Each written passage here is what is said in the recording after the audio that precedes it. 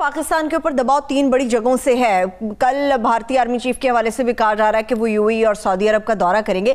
اس دورے کو بھی اسی تناظر میں دیکھا جا سکتا ہے یا پھر آپ سمجھتے کہ یہ معمول کی کوئی اور کارروائی ہے، معمول کا کوئی اور دورہ ہے؟ یہ فائنلی اس کا شو ڈاؤن ہونا ہے۔ ٹھیک، دیکھیے وہ انہوں نے اتنی بڑی فوج بنائی ہے، انڈینز نے بندے ٹرینڈ کیے ہیں سی پیک کو ختم کرنے کے لیے۔ کس لیے؟ وہ وہاں پہ گلگت بلتستان میں حملے کریں گے، وہ کراچی میں کریں گے، وہ گوادر میں کریں گے، بڑے شہروں میں کریں گے۔ آلریڈی یہ لوگ جو کہتے ہیں کہ انڈیا کے ساتھ صلح ہونی چاہیے، صلح تو ضرور ہونی چاہیے۔ امن ہی وہ چیز ہے جس کی آرزو کی جانی ہے، جنگ تو کوئی چیز نہیں جس کی آرزو کی جائے۔ جو لوگ ٹریک ٹو مذاکرات میں شامل رہے ہیں یا جو انڈین سے ملتے رہے، انڈین جرنلسٹوں سے ملتے رہے ہیں، میں نے ان سے پوچھا ہے، وہ کہتے ہیں کہ سوکھی روٹی کا ایک ٹکڑا جو چوہے کو پکڑنے کے لیے لگایا جاتا ہے، اتنا بھی نہیں دے گا انڈیا آپ کو۔ وہ تو یہ کہتے ہیں پاکستان کو ضم کرنا چاہتے ہیں۔ اجیت دوول نے اعلانیہ کہا اور لوگوں نے اعلانیہ کہا۔ اچھا، امارات والے جو ہیں وہ کیا کرتے رہے ہیں بلوچستان میں کہ گوادر فنکشنل نہ ہونے پائے؟ یہاں وہ جو بلوچ انتہا پسند تھے، گنتی کے چند آدمی ٹیررسٹ جنہیں آج دنیا ٹیررسٹ مانتی ہے، پہلے نہیں ان کو دبئی میں پناہ دیے رکھی نا۔ اور یہاں پہ جن لوگوں نے پکڑا ہے یہاں جاسوسوں کو بلوچستان میں گڑبڑ کرتے ہوئے، تو اس میں کچھ مغربی ملکوں کے لوگ تھے، انڈینز تھے۔ انڈین کا تو دیکھیے نا کتنا بڑا ڈرامہ سٹیج ہوا، ایران سے آیا، اور کچھ عرب تھے۔ پاکستان کے اوپر جتنا دباؤ ڈالا جا رہا ہے، ہماری کتنی کیپیسٹی ہے؟ کب تک ہم یہ دباؤ برداشت کر سکیں گے؟ اس کے بعد ہم ہار مان جائیں گے؟ نہیں، کچھ بھی نہیں، مسئلہ نہیں، کوئی مسئلہ ہی نہیں ہے۔ یہ ایک عارضی دور ہوتا ہے۔ انسان ذاتی زندگی میں بھی بڑی تکلیفوں سے گزرتا ہے۔ سی ٹی بی ٹی پہ کتنا پریشر تھا، پھر کیا ہوا؟ ایٹمی دھماکوں پہ کتنا پریشر تھا، قوم اٹھ کے کھڑی ہو گئی۔ انور السادات نے شروع کیا تھا نا وہاں یہ سلسلہ 78 میں، تو کیا اس کا انجام ہوا تھا؟ یہاں دیکھیں عمران خان صاحب اس بات کو خوب سمجھتے ہیں، وہ نہیں مانتے۔ جب بھی کوئی ان سے کہتا ہے، فیبری 2019 سے کوشش ہو رہی ہے، جب بھی ان سے کہا جاتا ہے وہ کہتے ہیں بھائی میں نہیں مانتا یہ بات۔ انہیں پتہ ہے اس کا نتیجہ کیا ہوگا، کوئی حکومت باقی نہیں رہے گی۔ انتہا پسندی پہ، دہشت گردی پہ کتنی جانیں دے کر، کتنا دکھ جھیل کر، اور کتنی زندگیاں قربان کر، کتنے بچے، عورتیں، بوڑھے مارے گئے، کتنے سپاہی مارے گئے، کتنے افسر مارے گئے، کتنے گھر اجڑ گئے، کتنے مزار، مقدس مزار اور امام بارگاہیں اور مارکیٹیں تباہ ہو گئیں۔ اس پہ تو ہم نے قابو پایا کتنے برسوں میں؟ 15-20 سال لگ گئے اس میں۔ اور اب آپ اسرائیل کو تسلیم کر کے ایک بار پھر انتہا پسندی کو ہوا دینا چاہتے ہیں؟ انہوں نے عبد الباسط صاحب نے کہا کہ ایسے لوگ موجود ہیں جو یہ کوشش کر رہے ہیں۔ میرا ذاتی خیال یہ ہے کہ آج سے امارات جانے والے اور مصر جانے والے اخبار نویسوں پہ نظر رکھنی چاہیے۔ یہ اخبار نویس نہیں بول رہے، ان کے پیچھے کوئی اور بول رہا ہے جن لوگوں نے حمایت کی ہے، اور ایسے بودے اور گھٹیا دلائل انہوں نے دیے ہیں کہ قائد اعظم جو ہیں وہ اپنا ملکہ کے دستخطوں سے تو وہ گورنر جنرل بنے تھے۔ ارے بھائی وہ ایک آئینی تقاضا تھا، ویسے ملکہ کے دستخطوں سے نہیں بنے تھے، وہ بنے تھے جارج ششم کے دستخطوں سے۔ اور حلف جو انہیں پڑھنے کے لیے دیا گیا، تو اب ہم لوگ یہ لوگ جانتے ہی نہیں قائد اعظم کیا تھے۔ تو قائد اعظم نے اس میں ایک جملے کا اضافہ کیا، میں پاکستان کے آئین کا وفادار رہوں گا۔ نہرو نے نہیں کیا جب حلف اٹھایا تو۔ قائد اعظم محمد علی جناح نے کیا۔ انڈیا کے گورنر جنرل تو ماؤنٹ بیٹن تھے۔ ہارون صاحب، مجھے مولانا صاحب کی ایک لائن کی وضاحت چاہیے، میں چاہ رہی تھی آپ کی ایکسپرٹ اوپینین اس کے اوپر مل جائے کہ اس بات کا مطلب کیا ہے۔ وہ سمجھتے ہیں کہ امت مسلمہ، پوری امت مسلمہ اس وقت یتیم ہے، اور اس کی ذمہ دار موجودہ حکومت ہے، یا ذمہ دار صرف ایک شخص ہے عمران خان، جس کی وجہ سے امت مسلمہ یتیم ہو گئی ہے؟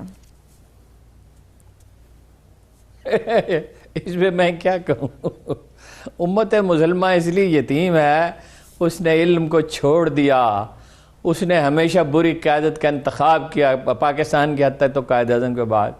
میڈل ایسٹ میں بادشاہوں کی حکمرانی ہے، وہ فوج بنا ہی نہیں سکتے۔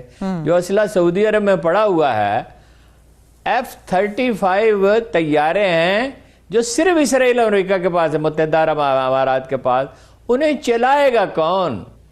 اور فوج کتنی ہے سعودی عرب کی؟ آپ حیران ہوں گے کہ کتنا 300-400 بلین ڈالر کا بجٹ ہوتا ہے، 500 بلین ڈالر کا تو ایک شہر بسا رہے ہیں وہ نیوم، اور کتنی فوج ہے؟ 20-25 ہزار کی، ایل ٹرینڈ، پراپرلی ٹرینڈ بھی نہیں ہے جی۔ تو یہ اقبال نے کہا تھا کہ یہ بادشاہوں کی طرف نہ دیکھو۔ 37 میں جب اسرائیل پہ بہت ڈیبیٹ ہو رہی تھی، فسادات شروع ہو گئے تھے 36 میں، تو امت مسلمہ اس لیے یتیم ہے کہ حکمران ہمارے ہیں زرداری، نواز شریف، عمران خان، ٹھیک ہے، عرب کے بادشاہ، اور علماء ہیں ہمارے حضرت مولانا فضل الرحمان جیسے، ٹھیک ہے، اس لیے امت یتیم ہے۔ اگر اچھی قیادت ہو اور علم کو فروغ ہو اور اخلاقی ساکھ ہو، کوئی ان لوگوں کی کوئی ساکھ ہے، انہوں نے شہیدوں کی زمینیں الاٹ کرائیں، انہوں نے اپنا نواز شریف صاحب کہتے رہے کہ میرا کوئی معاہدہ ہی نہیں ہے، پھر وہ معاہدہ نکلا، پھر وہ کہتے رہے کوئی فلیٹ نہیں ہے۔ ان کے صاحبزادے نے کہا تھا، وہ کلپ آپ نکالا کریں، کہ میں تو کرایہ دار ہوں۔ وہ حسن نے یہی کہا تھا نا، میں کرایہ دار ہوں اس فلیٹ میں، کرایہ لندن سے آتا ہے، پاکستان سے آتا ہے۔ اور مریم نے کیا کہا تھا؟ ہر روز دہرایا جاتا ہے، میری تو دنیا میں کہیں بھی کوئی جائیداد نہیں ہے۔ امریکہ تو کیا، میری پاکستان میں کوئی جائیداد نہیں ہے کہ اس کے لیڈر دیکھیے، شاہ فیصل نے ہنری کیسنجر سے کہا جب اسرائیل کے حق میں 67 کی وار کے بعد حالات بہت خراب تھے اور عرب بہت بے بس محسوس کر رہے تھے، تیل کا ہتھیار استعمال کرنے کا فیصلہ کیا۔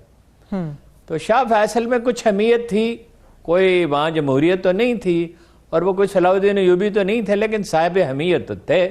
ان کے بہت سے واقعات ہیں، موقع نہیں ہے کہ میں آپ کو سناؤں۔ ایک دفعہ مولانا علی میاں نے انہیں کچھ واقعات سنائے اورنگزیب عالمگیر کے، تو وہ آنسوں کے ساتھ رو پڑے، اور اتنا روئے کہ باہر سے محافظ اندر بھاگے ہوئے آئے کہ یہ کیا ہو گیا، کوئی خدا نخواستہ بادشاہ کو کوئی خطرہ تو نہیں ہے، ملک کہتے ہیں وہ۔ تو وہ ہنری کیسنجر کے سے وہ ملاقات کرنے کے لیے گئے، تو انہوں نے صحرا میں خیمہ لگوایا، وہاں اس سے بات چیت کی، ایئر کنڈیشن تو شاید لگا ہوگا اس میں، اور کہا یہ دودھ ہے اور یہ کھجوریں ہیں، ہمارے اجداد اس پہ زندگی بسر کرتے آئے ہیں، ہم بھی اس پہ زندگی بسر کر لیں گے، لیکن اسرائیل کے معاملے میں کوئی رعایت نہیں دے سکتے۔ انہوں نے پیسے دیے نا پاکستان کے ایٹم بم کے لیے، کس نے دیے تھے؟ یا قذافی نے دیے تھے؟ وہ تو ایک دیوانہ آدمی تھا، وہ تو خود ایٹم بم چاہتا تھا کہ اسے مل جائے، اور وہ آئے ان کی وجہ سے اسلامی کانفرنس میں 74 میں پاکستان جب غیر مستحکم تھا بہت بری طرح، 73 میں اسلامی کانفرنس کے لاہور کی سڑکوں تک کے لیے پیسے دیے شاہ فیصل نے کہ ان کی کارپیٹنگ کریں، مجھے یاد ہے 200 ملین ڈالر تو لاہور کی سڑکوں کے لیے دیے۔ تو اگر ہو ایسے حکمران ہوں، لیکن وہ ڈٹے رہے، اور لوگ ڈٹے رہے، طالب علم ڈٹے رہے۔ جب قائد اعظم جیسے لوگ ہوتے ہیں تو کوئی قوم یتیم نہیں ہوتی، صلاح الدین جیسے لوگ ہوتے ہیں۔ ٹیپو شہید ہو گیا، لیکن یہ عالم تھا کہ جب تاوان جنگ ادا کرنا تھا، 2.25 کروڑ روپے کتنے ہوتے تھے؟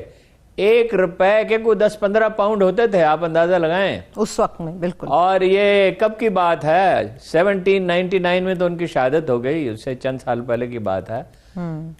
تو جو جنگ سے لوگ بھوک اور غربت کے مارے ہوئے تھے، لیکن لوگ دیہات سے نکلے، پوٹلیاں اٹھائی ہوئیں، عورتوں نے اپنے زیور جو ہے وہ نچھاور کر دیے بادشاہ کے، غیر مسلم رعایا نے، مسلمان رعایا تو بہت تھوڑی تھی، غیر مسلموں نے۔ امت اس لیے یتیم ہے کہ ہمارے لیڈر فضل الرحمان جیسے ہیں، زرداری جیسے، اور عمران خان جیسے ہیں۔ عمران خان صاحب نے کون سا اثار کیا ہے؟